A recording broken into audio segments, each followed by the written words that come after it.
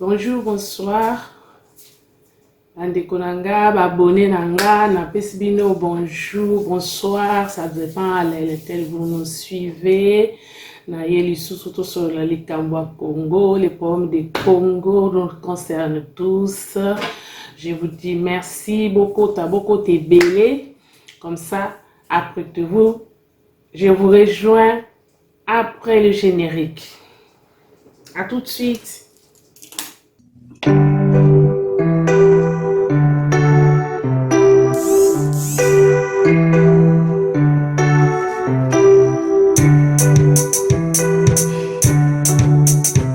Ok, bande konanga na zongeli bino na kanisi bobongami po bolanda 5 trophées oto sola makambo ya mboka, makambo ya Congo, makambo na biso. Yango to lo baona munoko ya mboka po biso nyonso to yoka bien. Likambo ya Congo ezotala biso nyonso. Moko te akoki ko s'exclure ou ko exclure mususu. Donc yango na yeto sola lelo na ndambu. Na minute mukie to solola to yeba nini ezoleka. Bande konangai batu bazo mituna Fachi asali nini na 2 ans oya échoué asali eloko moko te bilan 0 bilan boye na yeko ilakisa bino poso na lobina tanga makambo Fachi asali na 2 ans na ye ezali ta ebele ngonga eza mukie to bando ya na ndambu.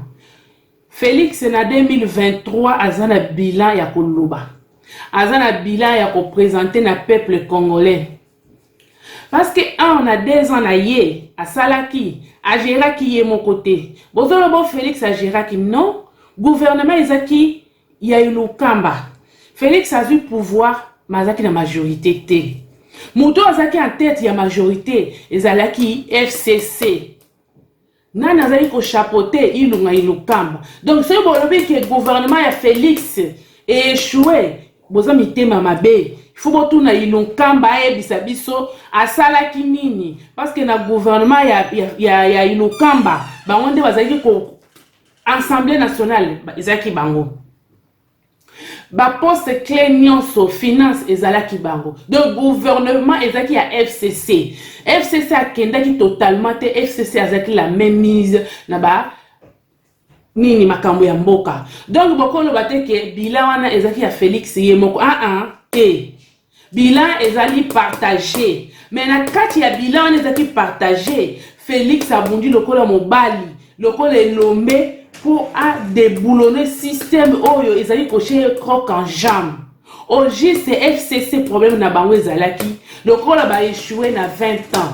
Ils avaient compris que batu balingi bango te. Mais avec Fachi batu bakoyina bango pe bakobosa na bango. Voilà pourquoi ba gardaki majorité na bango pour na kotia croc en jambe na Félix Tshisekedi. Mais Dieu étant amour, Dieu a sali que Félix a bondi le kola mobali nyonso pour abibisaka mutu. Parce que objectif, les mots clés ezalaki Félix a réussi te. Nde ba pesaki maloba na gouvernement ilokamba. Félix a réussi te, a échoué pour batu ba monake eza facilité. Moi j'avais suivi une vidéo ya maman Olive. Au début, il y a mandat Félix, c'est batounie na kingakati.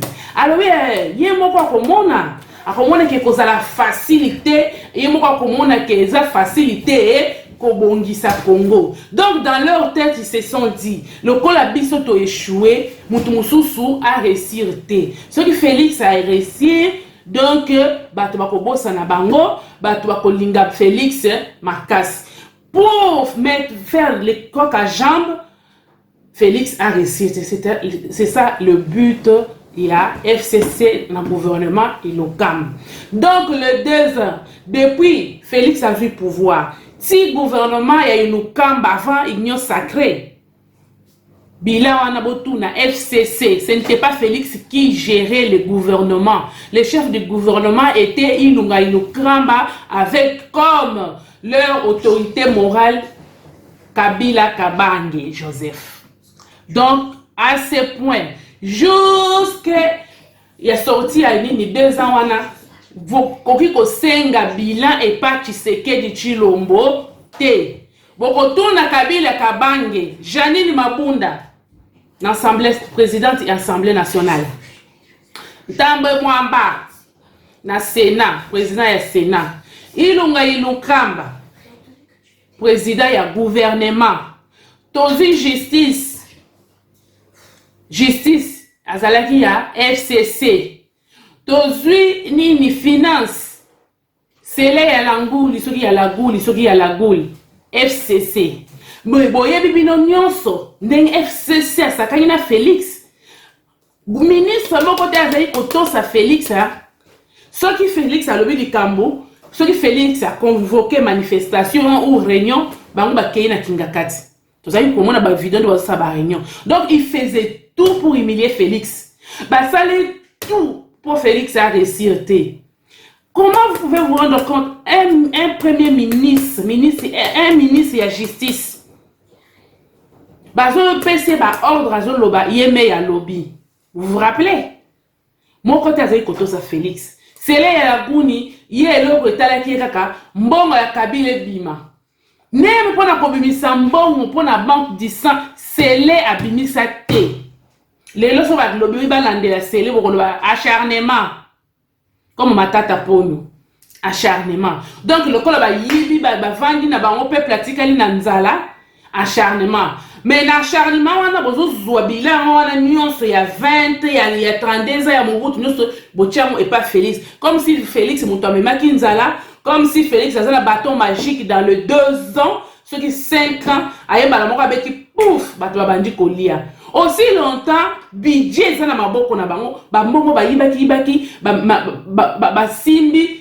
ba opérateur économique belé eza bato FCC a simbi ce qu'on voit bisanga Félix alinga sani mais abondi quand même le quoi mobile pour avoir majorité abondi le quoi la mobile na nzambe na peuple ezaki simana ye o esala ki force à Félix ba resi ko kwesa mabunda lelo mabunda za wapi ba resi ko kwesa ilunga ilukamba albaka ko démissionner te akiko tuna nano autorité morale ministre agissa lobby ba ko sale loko mon côté bobosani on ne peut pas nous intimider. Chadari. Les lois zawapi, on ne peut pas nous intimider. Coup sur coup. Félix a quoi essayer le coin. Mais le moment où on a le quoi péter. Pourquoi il s'est gouvernement? Hein? Il y a eu une kamba. Bon, on a le quoi péter. Déjà, bilan ya munene largement. Oh, bah, tout nous se va pour te. Ate tchena keti na sama belé papa ya Félix akokaki kolongola Kabila te ba oyo no bazo ganga basango wana na banzambala na bango ba shole wana Kabila matisi bango akitisi bango amatisi bango akitisi bango timenda lobi to signal sous réserve les mots sous réserve to yokela ngona mende o malanga to apprendre ba mot mende merci kala te tozo benga yo. Surtout comme en 2023 élection exactée, nous allons appliquer les proverbes de Mende, nous allons appliquer le français de Mende. Les présidents restent en fonction jusqu'à l'installation d'un nouveau président. Bon, ça la kaba manèvre na bino shona na ozonge lo sima. Lelo na zali kamuna yote. Lelo na zali kamuna yote noki nini osali na ozonge lo lobby. Lelo na zana nuwana na bilan Félix. Premier bilan. Première victoire pour déboulonner système Kabili. Système Kabili. Mabunda kwei, Ilokamba kwei, Tambo Mwamba kwei, ministre de justice kwei. C'est là le monde marqué Cécilie. Balongo l'union soana, basali union sacrée. Dans Félix azo sala wana union soana. Ba oh bo komi ko piolo la lelo, Félix azo banga ba tout. Pour pas se présenter na LT azo écarter ba candidat potentiel bazala kiwa ba vande ki bazo tala match zo betam ba bomaye azo sakana na Kabila ko bomaye ba vandi na bande touche ba tikeli Félix abuna ye moko dans moment wana Katumbi azala kité Katumbi vandi azo tala mbemba vandi azo tala Fayulu vandi azo tala Félix yemoko botika yemoko mutakina ko signer nini accord na Kabila yemoko signer accord ba boma ye kuna etali lokola mwana mobali abundi alongi majorité ekwe yakate bou. Allez, Fayulu abimi deuxième grossesse ya FCC. Tato azana ba terme. Fayulu bobandi lisusu wana premier bilan nazo bisabino ko déblonner système Kabili. Ezaki li panangu ba te po muto akokaki te bino nyonso bo piolo ba mbongo ba shole ba nini bokokaki yango te. Deuxième bilan ya Félix offense justice. Ezali kambo apetete Natanga Kabila ko simba Shadar. Président ya parti au pouvoir. Yoko simba Nemi. Oko simba nani Ilukamba. To oko simba Koko Nyangi. Parti au pouvoir oko simba te. Meta la justice Kabuya babengiye. Kabuya keye kondima. Parti au pouvoir. Joël Kiteng. Aza la prison. Combattant à IDPS. Communicateur à IDPS. Tu vois la beauté de la démocratie au Félix Ayeli Bisso. Alongi na justice. Deuxième bilan. Ezali panangu bate. Ko changer ba magistrat. Oh ba boy ko ya. Ba nani moment au Félix a parlé du peuple. Mabunda na Ilukamba na Kinga Kati ba saboter Félix. Atikali ye mongo na ba magistrat na kata parler du peuple. Ba magistrat na ba kosala te. Félix alonga raté. Alongi ba magistrat na ba zosala ti lelo na. Oyo mi bale ba boyaki. Basali. Bandeko. Bilan yangwana ya justice. Donc, première victoire, redébloquer le système Kabili. Deuxième victoire, justice. Surtout, bandi ko loba ko développer ko lekisa. Ngonga. Troisième victoire, gratuité de l'enseignement. Biso tanto okola na Kinshasa wana. Toyeba kite na kati ya constitution gratuité ezalaki. Njoka nde ezalaki Kabila na bato na ba vandele yango. Ba kipango te babi ba congolais ba melaka masanga. Eloko ba kitisaki ezaka masanga agene na kobina. Donc comme ça mitu na bango ezala troublé batanga te pour un jour ba ya kobondisa biso. Donc politique ya FCC ezalaki ko abrutir les Congolais afin d'instruire les étrangers et leurs enfants pour qu'après leurs enfants puissent nous diriger. Donc, on va diriger biso, on va diriger biso. Donc, kaka bongo, on va comme na batambongo. Mais les Congolais, parmi les Congolais, hommes, opérateur économique base à la tête, intellectuel base à la tête, donc il y a moins de classe et talaki bangote, université bébé salignonso et tali bangote. Donc il y a moins de côté instruction, il y a peuple congolais et ça qui problème na bangote. Et puis c'est marqué le romo ba pousser ba congolais ba bimaka libanda d'étrangers. Comme ça tant bango bazo longo bazo remplacer on ba étranger. Benje tala. Ba chinois tala. Troisième victoire, il y a Félix. Gratuité de l'enseignement. Oh yo, là où les bas se blessent. Oh yo ambongo alingia mijembika. Toyo koyeba ke basango bazaba miyibi ambongo na shole bazaki na ba école fictive. Toyo koyeba ke bazaki kolia mbongo ya lokuta ya muyibi. Na gratuité de l'enseignement. Ndesika basango balingi Félix te. Ambongo présence à Félix ezopese kanda. Parce que yena shole pour na bango vérité des îles na bango simba te et suka wana te tseke dazo yokate ake konbise sur makambo gratuité de l'enseignement. Troisième victoire. Toko développer mingité. Troisième victoire ya Félix. 4e victoire. État de siège. Wana mbongo aloba te hein. Mbongo ko fiotola te likambu ya ko soutenir FARDC. Atikali koloba te wana mbongo azomona esika ba intérêt ne ezate. Mbongo ko fiotola te. Mbongo ko ningana te na shole. Mbongo na shole na utembi ba mona ka esika bifite kezali. Guerre à est. Babomi cop. Félix abomi cop na est. Est-ce que bakolinga Félix?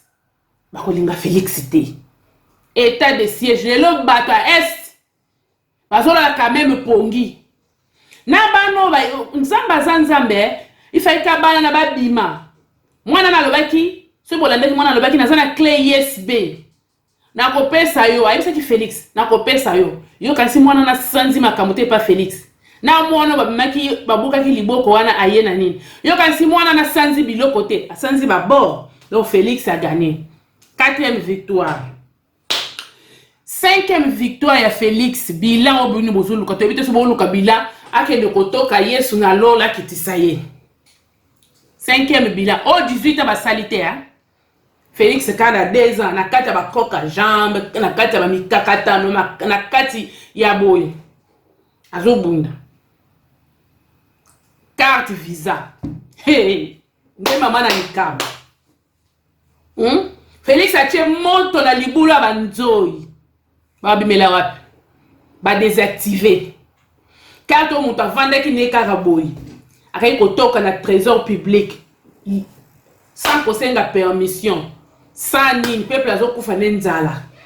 Mais bezaki na batu oyo bazali ka kokende. Asoka vandi makango na tungisi ekende kozwa. Na libula tata na bango. L'état batoki. Batoki, ba carte visa ba désactiver. Boyebi makele la carte visa ndenge salamaki. Bata FCC. Oh bozo beta na maboko lelo, oyo shole asali alliance na bango. Pona ko bundisa ga Félix. Oh ya mbongo azolo teke bazubi na opulence. Mais amisu na ye ozo mona zo vivre na opulence ezaka Félix Tshisekedi. Quelle méchanceté. Ba désactiver carte visa. Lelo oyo Nicolas Kazadi bravo. Ba recette kuna et Mati. Imaginez ce Félix a sali 18 ans, 20 ans au Kabila sali. Tosuka to koma wapi. Bolingo kangabi. Comme la honte ne tue pas les Congolais. Bozaka koluka makambo koloba. Bozaka koluka makambo koloba. Carte visa to leki. Wana comme sur 6e. 6e nini. 6e nini oyo. 6e victoire à Félix. Toke lisusu. Likambwa minembo. Oh là là. Azaye saza wapi. Mutomona Azaye saye bisanga. Mais Azarias on dit tatana maman na ba bota ka ba lobi yo kozalaka ministre ya décentralisation. Bo mata, bo kita. Ministre à décentralisation à vie. Azarias Ubewa. Il m'a ko piko Azarias na place wana. Awesa welimba ba mona moto ezolande nanu. Ti Azarias akena ko sala eloko wana na informel. Ari asantaki déjà moto. Boganga we binembo ekei Félix alobi ba Rwanda baza ba ndeko na biso boye na bo. Diplomatie botike la bakolo na ngo. Hein? Chole fe olingo yekola politique kende na 10e miri.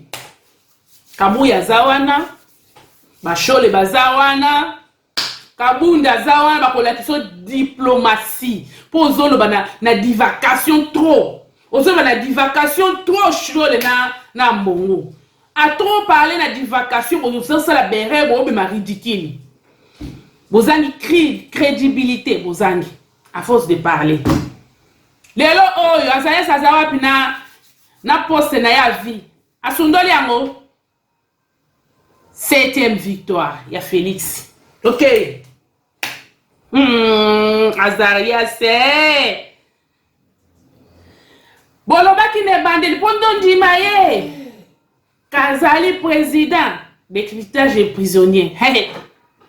Ce que tu dis, Maïka Kaza présent, wana, vieux Martin. C'est, vieux Martin, bon, il sera déjà 2023, ils ont ya, 10 kassika, ils ont titre nini. Pour tout ce que tu as, vérité désir. Tu vois, la vérité désir, bis, ou remix, c'est, bisoto, police. Ah, vieux Martin. Ah, on a mon calais. À BBC, Eddie Capen. À BBC, Jean-Claude Mouyam. À BBC, Jekoko Moulumba. À BBC, Jeko Beya. Tala li seza moulahi. Ta eza mukie, bino mo boyebi. Sikoyo, ta eza muke bande konangai. Nzambe. Na nyonso wana tokomi soki na 8 soki 9 nga na tangi awa. Nyonso Félix asalika eloko te. Na 2 ans. Bozala gentil ko. Bozala ba gentil, bozala ndoki ya lokuta makasi boye pona nini. Pondo ki soki azo luka mutu, aluki mutu, suka tubela kalobi na luki mutu mingi. Nazo zoeka te. Na nina koma kosambela nzambe na ye. Mais bino na mona bino boza kindoki ya sika na sachet. Voilà kindoki ya sika na sachet. Boluka Félix ya comme magicien. Boluka Félix a créé monde na ye. Na nyonso yo. Bila Félix ponanga ezali largement positif. Bravo Fatih. Bunda oza mobali. Ba o bazoganga kotala bango tezoleka boy. Bozoleka boy. Bozoleka boy esimba te. Ngana zuluka Janine Mabunda. So bamoni Janine Mabunda boye bisaye. Parlez comme lengi. Na papa mbosu. Au revoir bandeko nanga. Likez, partagez, abonnez-vous massivement sur la chaîne 5 trophées. Les Congo nous appartient tous. Les Congo est à nous. Au revoir, à la prochaine.